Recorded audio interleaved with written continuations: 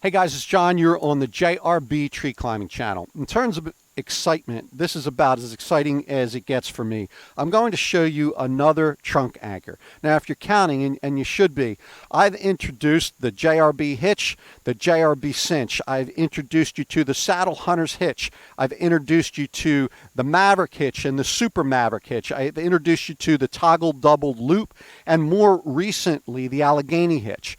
But in terms of essential knots, and I've created a page on my website for them, I think that this one belongs on the list. If I could only choose one trunk anchor to give you with the richest set of features, it would be this one. And so I am going to show you in detail how to create it. But let's talk about the name for a minute. The name, the Bloodgood Hitch, how did I come up with that? Well, actually, that's the surname of a friend of mine. And it turns out, we were researching that name. What that name comes from, it's of Dutch origin, and it means from good bloodlines, from noble blood. And when it comes to knots, the king of knots is the bowline. And this anchor uses a bowline. You can use any variant you want. What you see right here is a cowboy bowline. You can use a regular bowline, use whatever bowline, single loop bowline you like. Double bowline, you can use a water bowline, doesn't matter. They all work equally well. The point is, we've got a loop of about a foot, and then what we do is we layer on another knot from Ashley's Book of Knots, and that is the toggled loop. Now, Ashley's Book of Knots was written in the 1940s, and so we know it's almost 100 years old, probably a lot longer. What I do is I take this loop, and we're going to get you in detail to see this, but I put it over the rope, and then using a carabiner, which, by the way, they've been around for a century, right? And are a staple in climbing. I've created a toggle. And what that does is it allows me to get this thing cinched on the tree really nicely. And it's advanceable with a pole. I'm going to go show you all of its features in detail. But I wanted to give you an idea how easy this is to put on the tree. I have the carabiner in my hand right now, and I can pop it on this way. But if I don't want to drop my carabiner, I just leave my carabiner on. Leave it on. And I've got a few different options for how to efficiently affix it to the tree. I put it where I want. And it kind of self-tunes. It auto-tunes to an optimal tension such that it's stable, but still removable and retrievable. Let's have you look over my shoulder. Okay, we're going to start from scratch. Now, these bowlines would already be attached to your rope, but I'm just going to start. I've got about a roughly 4-foot end here, and I'm going to create, it could be a standard bowline, could be a double bowline, but my preference is to use the cowboy bowline. Now, there's going to be some folks who say, whoa, John, you can't be using a bowline for life safety applications, and we'll talk about that. The bowline is incidental. It just keeps things organized for me. If my bowline failed, my anchor wouldn't. And I'll show you that in a moment. So I've got a basic bowline here, and this loop is about a foot or 30 centimeters, and this end is about a foot or 30 centimeters, close enough. And I'm going to pass this around the tree, and I can do it either way, but I'll pass it from left to right. And I've got this tail. That's what I like about the bowline. I'm going to just let that hang down. It's a very, very simple technique to affix it. All I do is take this bite and place it over the rope, around, and then I toggle it. So I've got a triple action carabiner here and toggle it. And that forms the anchor. Let's see that again here from the studio with some better lighting and higher visibility cord. Now this one will be tied in miniature with some smaller cord and a very small tree trunk, but I'm going to create, in this case, a cowboy bowline. So the rabbit comes up from the hole, and instead of working from the outside, it goes inside, starts inside, and then leaves the tail outside. Some folks call this an outside bowline because it leaves the tail outside the loop. Again, any bowline will do, but I prefer this one because of that fact. And so what I'll do now is place it on the tree. I'm going to route it around from left to right. You'll see later how I can do it either way. And then the loop on my right, I'll place it over the load line, then around the load line, and then I simply widen it. And then I'm going to place my toggle to capture the top and the bottom, to capture that loop that went around. I'm going to use a tiny little miniature carabiner for that. I usually insert these from bottom to top.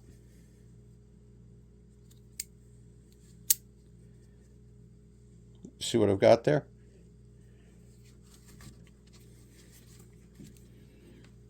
And that's how it goes onto the tree. And when it's time to retrieve it, the tail goes through the carabiner, and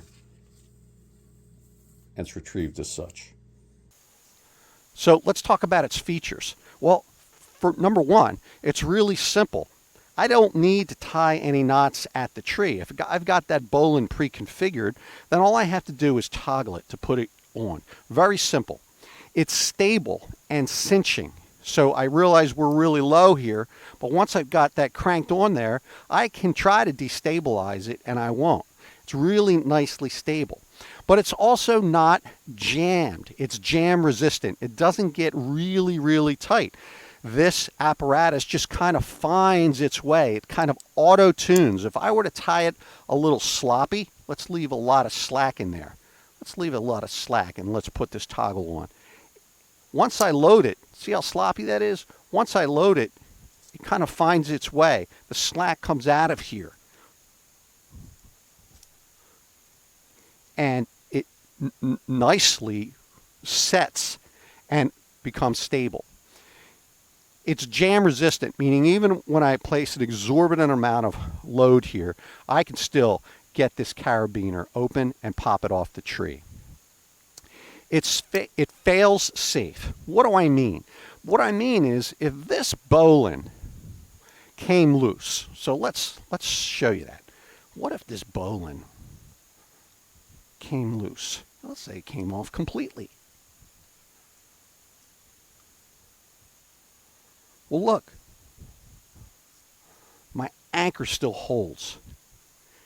It still holds. There's enough resistance in here for it to hold. And that's why I can go with a bowline, just like a regular bowline or a cowboy bowline. It's good enough. Okay, so I retied my bowline. I'm going to show you how the hitch is ambidextrous. So if I place it around the tree from left to right, and notice how I place the tag end facing away, and here's my bowline loop. I'll make sure that my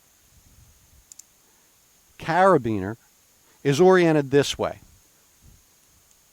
That's the open gate, which is facing down. What I can do is I simply place it over the line, bring it up, and I've got my option. I can put my carabiner on the inside or the outside. It doesn't matter. And simply toggle this. If I want to work the tree the other way, all I have to do is flip this carabiner over. And now I can work this from right to left.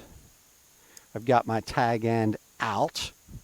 I place this over, bring it up through, and I can take the carabiner from the left side or the right side, the inside or the outside. I'll bring it up through the inside. And I've got it on. Let's give you a minute to really focus, and if you need to take a screenshot with your phone or whatever, let's make sure you've got an opportunity to see the way that looks. Here's the running end of the line, and here is that formation of the toggled bite. Some people might call this the Connecticut hitch, but the Connecticut hitch only loads on one line. This is loading on both. And there's my bowline. And I want to make sure there's a little bit of space here to allow me to retrieve the hitch, because at retrieval time, I put this end through and tug. Let's flip it around while we're still on the ambidextrous theme. Let's give you a chance to look at it from left to right. Put it around the tree from left to right. Lay it over. Bring it around. And see how I just opened this carabiner and spread that apart? That's it. That's it. Get a look at that. Let me get it cinched on the tree. Nice. And here is the retrieval cord. It would go through here. I'll show you that in a moment. Okay, next feature, because I've got an option with this carabiner in terms of whether I want it in my hand or whether I want it on the line, when I'm up in a tree and I'm attaching another anchor, well, I'm always going to want my carabiner, if possible, to be on the line, because that way I guarantee I'm not going to drop it. And if I want to whip this around the tree on a bigger tree, obviously this one's nice and small, but that carabiner adds a little bit of mass. So, you know, I'm not going to lose it, and it's going to help me whip. Now, I got to show you how this hitch is very easy to advance. If, by the way, as I did, because I had it left-handed last time, if you find your carabiner in the wrong position, well, without taking it, you know, out of your hand, you can, if you find it this way, well, you just change it, and you, like I just did, you just flip the orientation. But what I want to show you here is that it's advanceable up the tree, both manually and with a pole. So I'm not really a fan of advancing an anchor up the tree if my life is attached to it. You know, I like to use an alternating anchor method. But there are some folks that climb that way, and I'd rather you're tied in than not tied in. I just don't want your hands back here. And so I can bring this away. I can bring it away. I can walk it up the tree. And my ability to do so will vary based on the diameter of the tree and how rough it is. So yeah, this one's fairly easy. And then I can cinch it back on.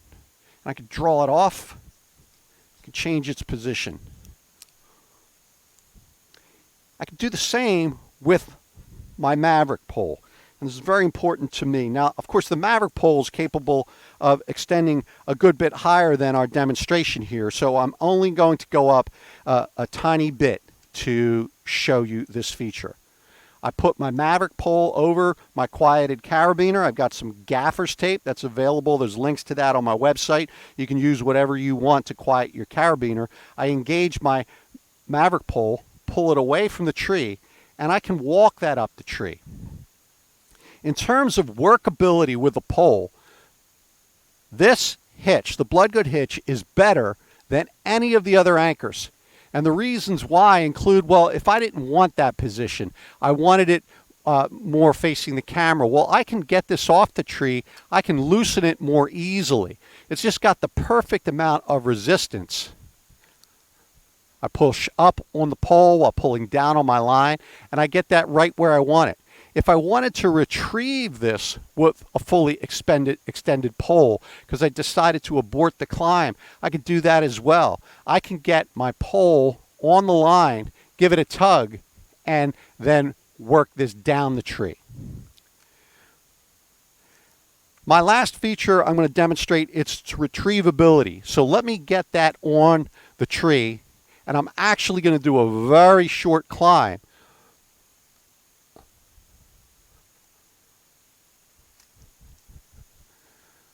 I'm going to do a very short climb to that point to show you how it's done. Okay, so I'm up here just a few feet off the ground. The height doesn't matter. What I want you to see is the retrieval. So we're going to use a retrieval cord for this. I've got mine here in my saddlebag. And I'm going to want you to focus in here on the hitch. So this is the tag end of that bowline. It's the tag end of the bowline. And I'm going to put it through the carabiner. And I'm going to attach my retrieval cord to it. Now, if you don't have a JRBN loop, well, then you're going to have to tie that. It's your call in terms of how you attach this. But by having it through the carabiner and a little bit of space here, that is extremely retrievable. Let me come on down. Okay, so we're going to keep your eyeballs up there. You can see my retrieval line. And I'm going to pull basically off to the right a little bit. If I pull this way, it'd be a little bit harder. I want that carabiner to pull away. Ready? I'll give it a tug right now. And that's it. And it's pretty effortless. It's pretty effortless. And you could pull, if that got hung up on a branch, right? Let's just imagine it did. You could pull this all the way through. But you couldn't have anything on the end, or you need to reach both ends. And so there's an important point about length. For the average saddle hunter, if you like using this type of anchor and you want to assume that there's a branch in your way and you want to retrieve this, well, similar to the retrieval scenarios for the JRB cinch, 40 feet of rope, it's not quite enough. I'd rather you had a longer rope, 50 or 60 feet, in order to ensure retrieval, because that could be hung up there at 25, 30 feet up, and you want enough rope so that you can reach both ends and not have to remove your friction hitches. We'll show you that on a future climb, but I wanted you to have an idea of all the features of this hitch. Now, just one last thing. If I'm putting this around the tree from left to right, which is kind of becoming my preference, and here's why.